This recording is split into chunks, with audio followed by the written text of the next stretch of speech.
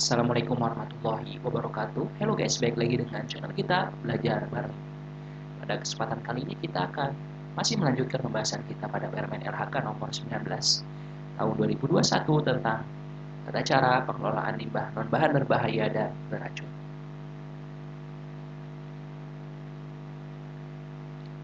Kita masih membahas di bagian kedua ya, isi pasal dan ayat. Untuk part ketiga dari pasal 31 hingga pasal 38. Oke, bismillahirrahmanirrahim. Mari kita mulai aja. Kita melanjutkan video dari sebelumnya ya. Dari video sebelumnya kita masih di bab kelima ya, tentang penimbunan limbah non-bahan berbahaya beracun. Bagian keempat, tata cara penimbunan limbah non-bahan berbahaya dan beracun, pasal 31.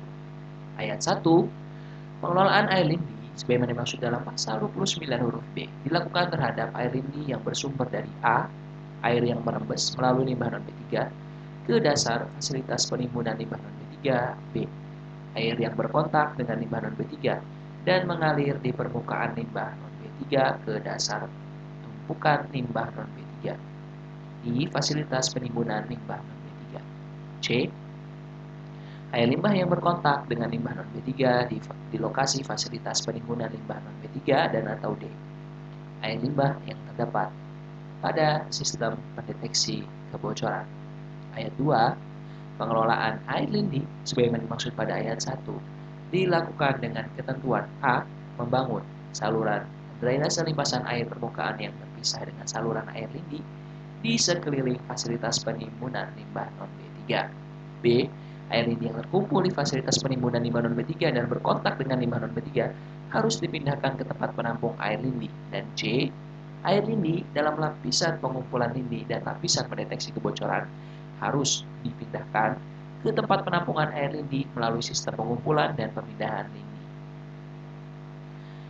Ayat 3, tempat penampungan air lindi sebagaimana dimaksud pada ayat 2 huruf C berupa A, tangki atau B, kolam atau bak. Ayat 4, tangki sebagaimana dimaksud pada ayat 3 huruf A memenuhi ketentuan A berupa tangki tertutup dan B dilengkapi tanggul di sekeliling tangki dengan kapasitas paling sedikit 110% dari volume tangki. Ayat 5, kolam atau bak sebagaimana dimaksud pada ayat 3 huruf B harus memenuhi ketentuan A berupa kolam atau bak tertutup untuk fasilitas penimbusan akhir, B memiliki konstruksi beton atau bahan konstruksi yang kedap air, dan C memiliki kapasitas tampung air ini yang timbul selama 1 minggu pada curah hujan paling tinggi. Ayat 6, air lindi yang ditampung di tempat penampung air lindi sebelum dibuang ke media lingkungan wajib memenuhi baku mutu air lindi sesuai ketentuan peraturan perundang-undangan di bidang pengelolaan limbah B3. Ayat 7, pemenuhan baku mutu air lindi sebagaimana dimaksud pada ayat 6 dilakukan berdasarkan hasil uji di laboratorium yang terakreditasi paling sedikit 1 kali dalam 3 bulan. Selanjutnya kita lanjutkan ke pasal 32 ayat 1, pemeriksaan pemeliharaan sarana dan prasarana sebagaimana dimaksud dalam pasal 29 huruf C. Pada fasilitas penimbunan limbah non-B3 berupa penimbusan akhir dilakukan dengan cara A, menerapkan sistem pendeteksi kebocoran, B, membangun fasilitas sumur pantau, C, melakukan pemeriksaan dan pemeliharaan saluran drainase, D, melakukan pemeriksaan dan pemeliharaan dinding tanggul atau embankment, dan E, melakukan pemeriksaan dan pemeliharaan sistem pengelolaan air lindi.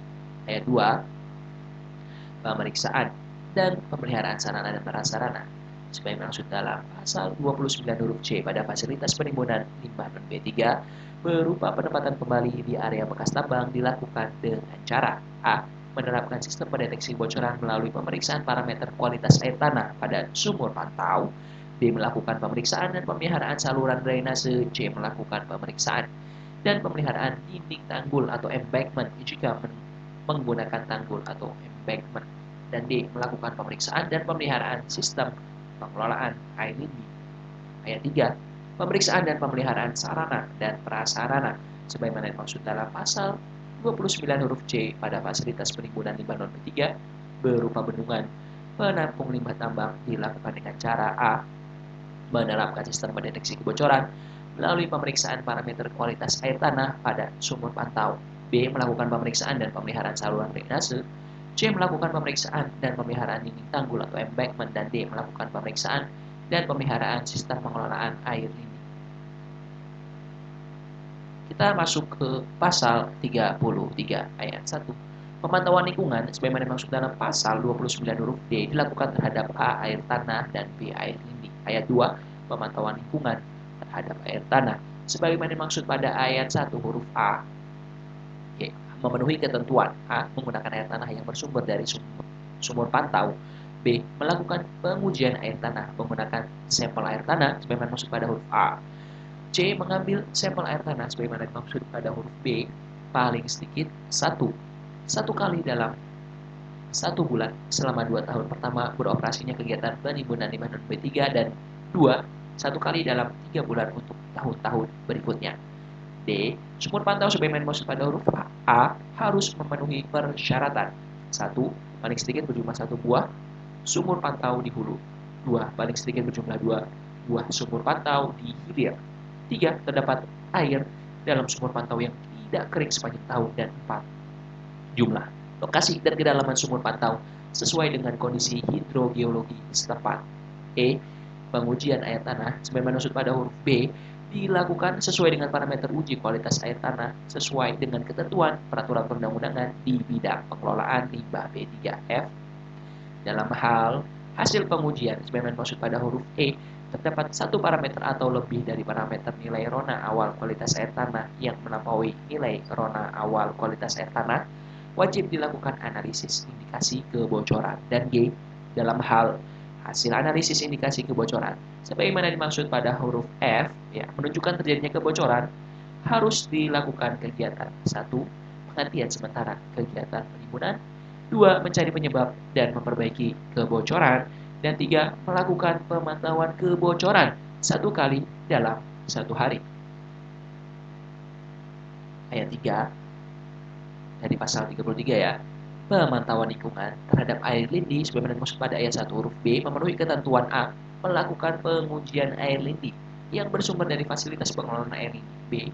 Mengambil sampel air lindi sebagaimana dimaksud pada huruf A paling sedikit 1 kali dalam 1 bulan selama 2 tahun pertama beroperasinya kegiatan penimbunan limbah non B3.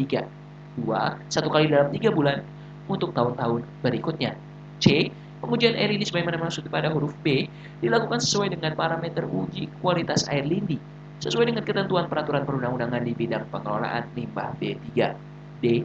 Dalam hal hasil pengujian sebagaimana dimaksud pada huruf C, terdapat 1 parameter atau lebih dari parameter nilai air lindi melampaui baku mutu air lindi, wajib dilakukan analisis indikasi kebocoran. Dan E. Dalam hal hasil analisis indikasi kebocoran sebagaimana dimaksud pada huruf D menunjukkan terjadinya kebocoran, harus dilakukan kegiatan meliputi 1. Penghentian sementara kegiatan penimbunan. 2. Mencari penyebab dan memperbaiki kebocoran. Dan 3. Melakukan pemantauan kebocoran 1 kali dalam 1 hari. Kita lanjutkan pada bab kelima, bagian kelima, penghentian kegiatan penimbunan limbah non bahan berbahaya dan beracun. Pasal 34. Setiap orang yang akan melakukan penghentian kegiatan penimbunan limbah non B3 wajib melakukan A. Penutupan fasilitas penimbunan limbah non B3, B. Pemeliharaan fasilitas penimbunan limbah non B3, dan C. Pemantauan fasilitas penimbunan limbah non B3. Pasal 35 ayat 1. Penutupan fasilitas penimbunan limbah non B3 sebagaimana dimaksud dalam pasal 34 huruf A pada fasilitas penimbunan limbah non B3 berupa penimbusan akhir limbah non B3 dilakukan dengan menggunakan sistem pelapis penutup yang berurutan dari dasar, meliputi A. Tanah penutup perantara berupa tanah dengan ketebalan paling rendah 15 cm yang ditempatkan di atas limbah non B3. B. Tanah tudung penghalang berupa 1. Tanah lempung yang dipadatkan hingga mencapai konduktivitas hidrolik 10 pangkat minus 7 cm per detik dengan ketebalan 60 cm, atau lapisan geosintetik clay linear atau GCL ketebalan 6 mm.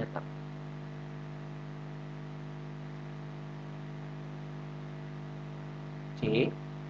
Tudung geomembran dengan ketentuan 1 berupa HDPE dengan ketebalan paling rendah 1 mm dan konduktivitas hidrolik dengan nilai 10 pangkat min 7 cm per detik.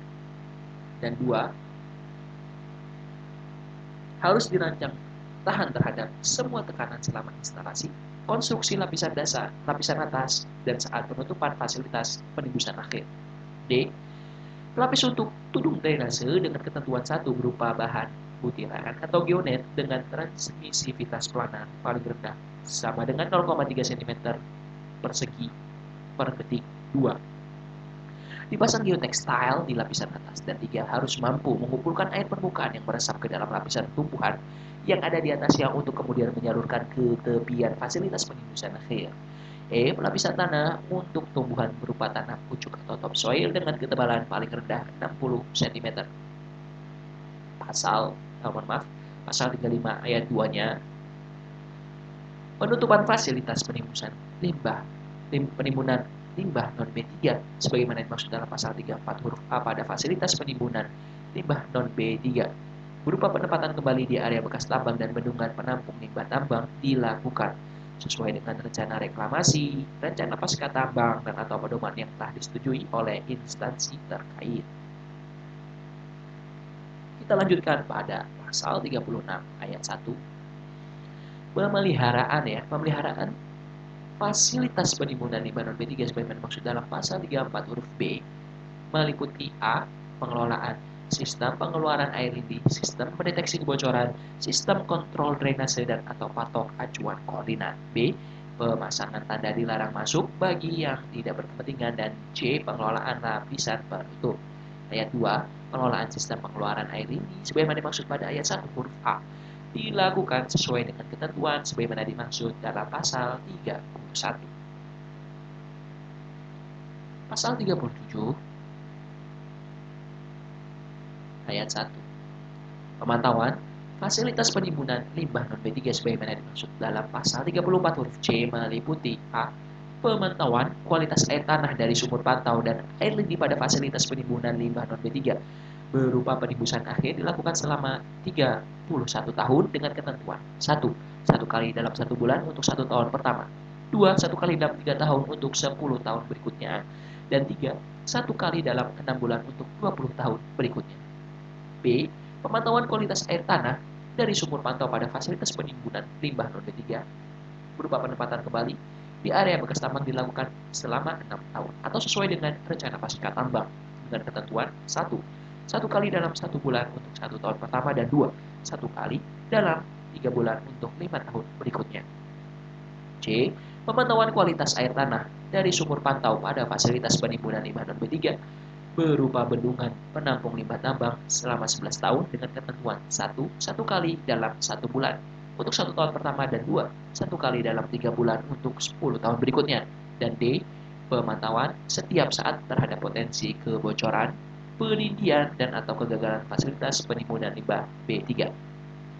Ayat 2. Tata cara pemantauan kualitas air tanah dilakukan sesuai dengan ketentuan sebagaimana dimaksud dalam pasal 33. Kita masuk ke pasal 38 ayat 1.